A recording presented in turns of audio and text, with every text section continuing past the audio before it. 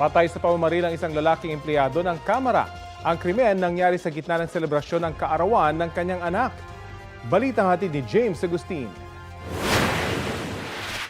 Ang masayasa ng pagdiriwang ng ikapitong kaarawan ng isang batang babae na bulabog matapos barili ng kanyang tatay sa clubhouse na ito sa isang subdivision sa Barangay Commonwealth, Quezon City mag-alas 3 ng hapon kahapon. Naisugod pa sa ospital ang 63 taong gulang na biktima pero kalaunan ay binawian ng buhay, bunsod ang tama ng bala ng baril sa ulo.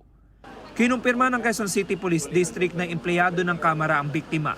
After nila na putukan yung victim natin, pag-exit nila doon sa gate 1, ay pinutukan ulit nila yung guardhouse doon.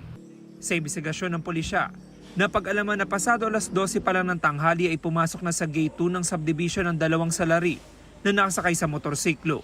Sa initial na investigasyon po namin ay well-planned itong krimen na ito. Talagang pinag-aralan nila ng maigi itong lugar, kaya gumamit sila ng peking ID and iniwan po nila ito nung umiskapo na po sila. Inaalam pa ng pulisya ang posibleng motibo sa krimen. Hawak na rin nila ang makakuha ng CCTV cameras ng subdivision. Meron po tayong possible na identify na motibo, persons of interest, but right now ongoing pa po ang ating backtracking at ang ating investigasyon. Nakuha ang 2 basyon ng bala sa pinangyarihan ng pamamaril. Nagkasana ng manhunt operations ang QCPD para mahuli ang mga salarin. James Agustin, nagbabalita para sa GMA Integrated News.